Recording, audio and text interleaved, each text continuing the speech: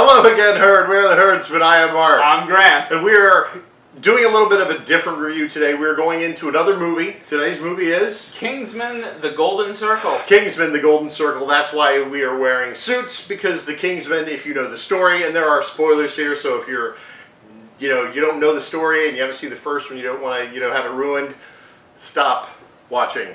But thank you for watching. Now that spoiler alert has been said, this is a story following up the events of the first Kingsman, and just in case you don't know what that is about, secret organization run by the, what would you say, a British clothing industry? Well, it's run by the British government, I think. It's one of those, black ops types of things, but it's... Think Brooks Brothers if it also worked with James Bond. Yeah, so their cover is that they are tailors, and they make the finest suits. So that explains why we were wearing suits. So anyway, this is Kingsman, the second one, and tell them about this movie. Tell them about the story a little bit. It's about this woman who actually I cannot remember her name. Poppy something. Poppy.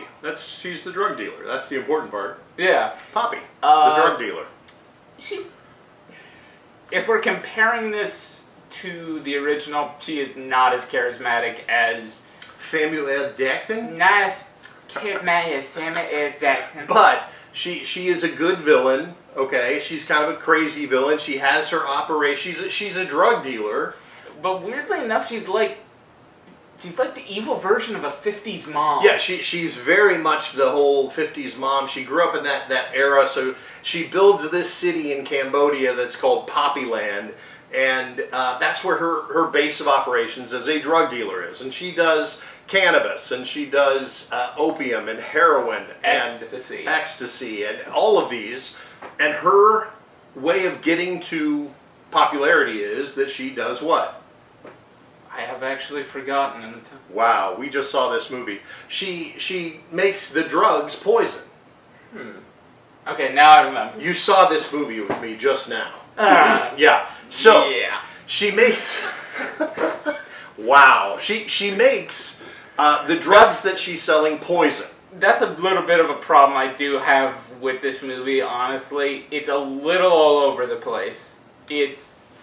I'm sorry, but there are a lot of subplots to this movie. Well, and we had heard a review that had said, this is all over the place. I just didn't think it was. I thought this story went along.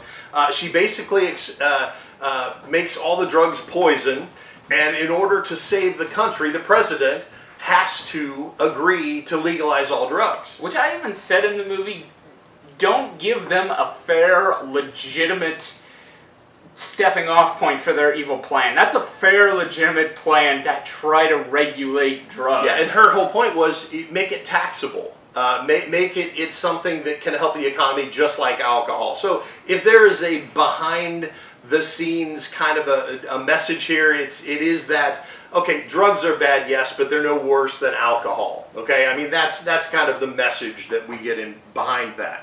As far as the movie goes, we won't spoil the movie by the ending or anything like that, but lots of action, lots of great action. I really enjoy these action sequences.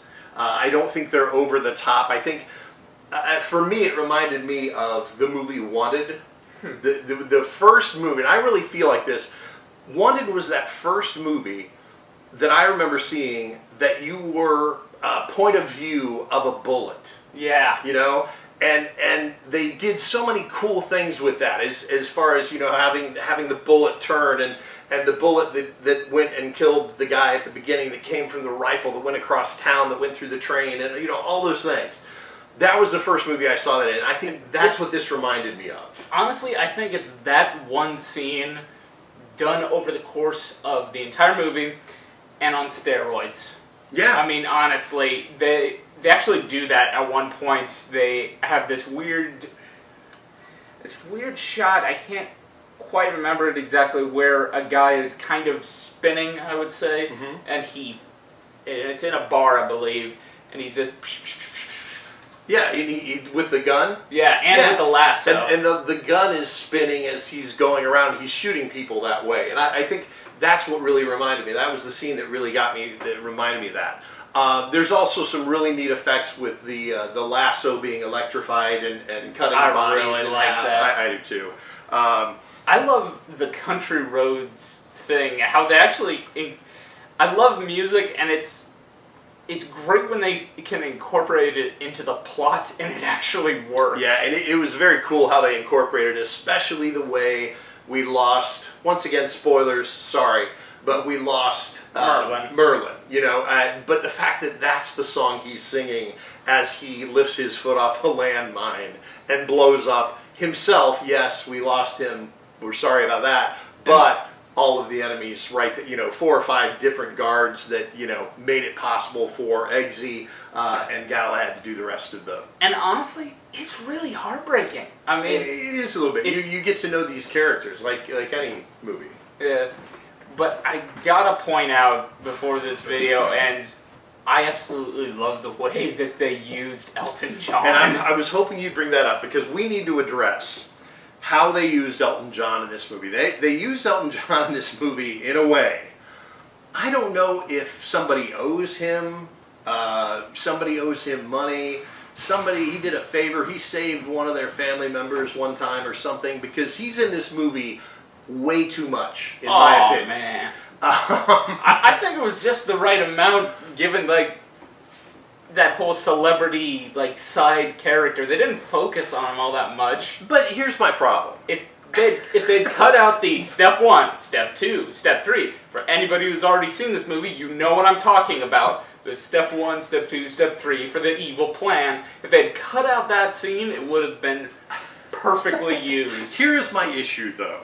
They use Elton John not only playing songs, okay, and we're going to address a little thing that I noticed there with that, but also he does a flying sidekick. Oh, that was awesome. It's a Jackie Chan move.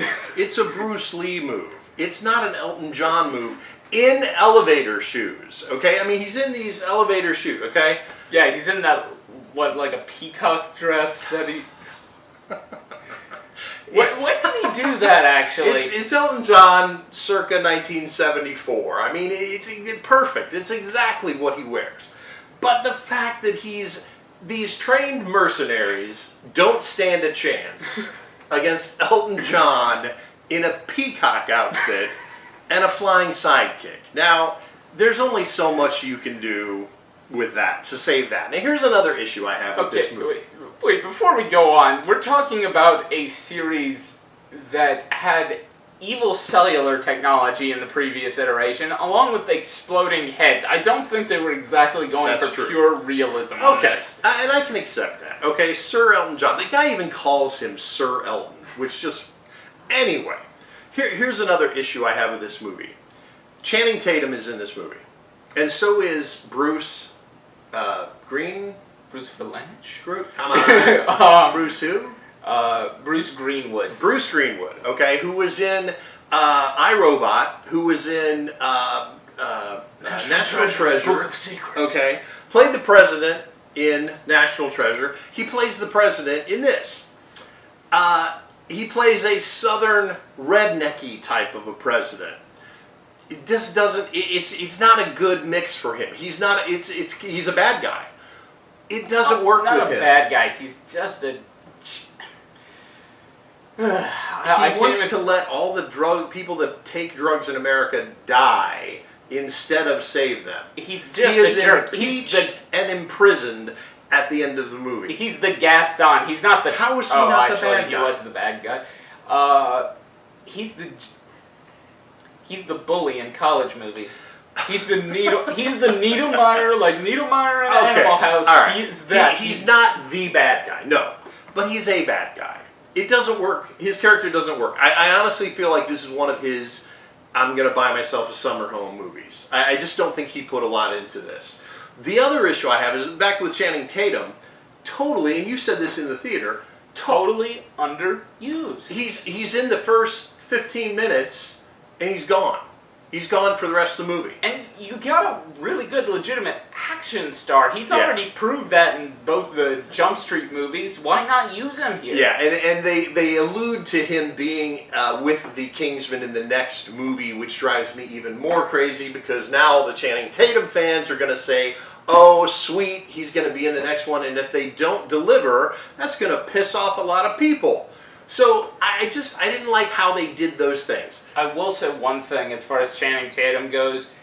I love the way that they make him look English at the end of the movie. They put him in the classic suits like we're wearing, but with like a bowler hat. Bowler hat, yeah. He looks a little ridiculous for Channing Tatum, but so overall, I really enjoyed this movie. I really did. It's a long movie. It was over 2 hours long. Like I said, before, a long movie for our day. Okay, it's not one of these quick put together movies. But it was enjoyable. The time went really quickly. There was never a time when I was watching this movie that I said, oh my gosh, when is this going to end? It really was paced out really well. Mm. The other thing I will say is that this is a R movie. This is a big R movie. So many F words. So you wouldn't believe the amount of F words they use in this movie. And that's fine, if that's how people talk. People don't talk this way. Yeah, and that drives me crazy a little bit. There was a specific point in this movie. They're going down, what was it, like a ski resort type of place? Somewhere in... Yeah. Yeah.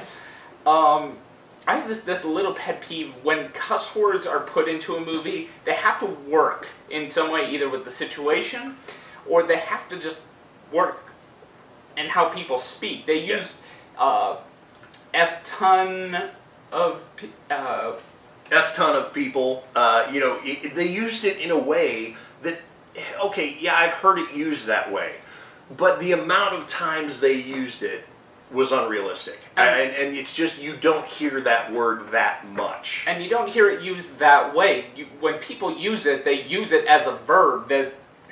Yeah. I know that's a bit weird for me to mention grammar, but it just doesn't work. It doesn't help the story. If it helped the story, if it was a colloquial thing where you say, okay, this is how this group of people speak, it wasn't. Everybody was using this word in a way that, I don't know if they do it because it's shock value or whatever, but it was just, I just feel like it was overdone. Didn't add enough. This didn't add a spirit to it, really. No. I mean, the other one, it used probably even more F-bombs, but it still felt like it was part of a real world. Well, because that was in London, and that was a part of those thugs' world. Yeah. I totally agree with that. That worked for that. For this, you had all different types of people from the world that were using it in the same way, and it just doesn't translate that way. The other thing I'll say, this is an F movie. There are sexual situations. There is no nudity. But there are sexual situations that I would be embarrassed to go to with young people, okay? With the hip crowd. And what drove me crazy about this is that they have no issue showing that, and yet, when they got to Elton John's song, Saturday Night's All Right for Fighting, when they got to the line that says, his old man's drunker than a barrel full of monkeys, they skipped it. And it was an obvious skip. It was an intentional, don't play that lyric, skip that lyric and go to the chorus. And I think it was just poorly done, first of all, because that's a great song. Why would you want to skip a part of it to get to the chorus? Yeah, the chorus, fine. But it didn't work. Why did you skip that, but you allowed all this other stuff? Okay, I'm not trying to be a prude here. I'd like to see a movie done well. I enjoyed this movie, I really did. But I just think there's those little things that you think, why in the world would they do that? Going back to your thing on it having a lot of sexual content. Not a lot of sexual content. Or just a little bit that's very, very direct. Yeah, I absolutely loved this scene you're talking. I'm sure you did. And this is not coming from perversion, it's just the idea that they'd actually do it that is hilarious. Should we describe it? Not at all. All right. You'll know what scene we're talking about. You will, immediately, and you'll go, yeah, that's kind of weak. Anyway, let's give it some cows. I am giving this... I'm going to go 3 cows on this one. I'm doing the same. The first one is a 4. This one is a 3 because it's just slightly behind, but it's not like a noticeable step down. You have to kind of look for it to find how it is a step down. It's that movie that says, there's just something missing. I can't place my finger on it, but there's something missing. And I would put this at a 3 based on the first one being a 3.5. The only reason I would rate it a little bit lower, there was magic in the first one. There was that magic of discovery, of discovering, oh my gosh, there's a secret British force called the Kingsman. Was it also just this kind of, oh, this is a new way to film this type of movie? It was a whole new, it was like a James Bond for this generation. Yeah. Okay? And I think they tried to do that by introducing the statesman so that they have an American counterpart. I didn't know that they did that terribly well because they based it in Kentucky. And Kentucky people, I love you, really do. Love your bourbon and whiskey, but it didn't make sense to make it based in Kentucky to me. If other people from other cultures see this and they go, oh, America, Kentucky, that's not a good representation of America. I think, honestly, they should have just gone with a New York distillery, because if we're talking about them being American equivalents, well, what's the American equivalent to London? New York City. Right, and I think at least Chicago, I mean, you do something, but Kentucky was just kind of funny to me. All right, so that is our review on the Kingsman. The second one which is called the Kingsman... The Golden Circle. The Golden Circle. We hope you enjoyed it. We hope that you enjoy our videos, and thank you for subscribing, tweeting, sharing, all that stuff. We really appreciate it. We're cutting that 700. We're passing that over. It's going to happen this weekend. It's going to happen. We're going to be past it. And as always, we reply to every single comment. So please be sure to comment. Let us know what you're thinking. Until next time, as always, don't be afraid to join the herd. Ya heard?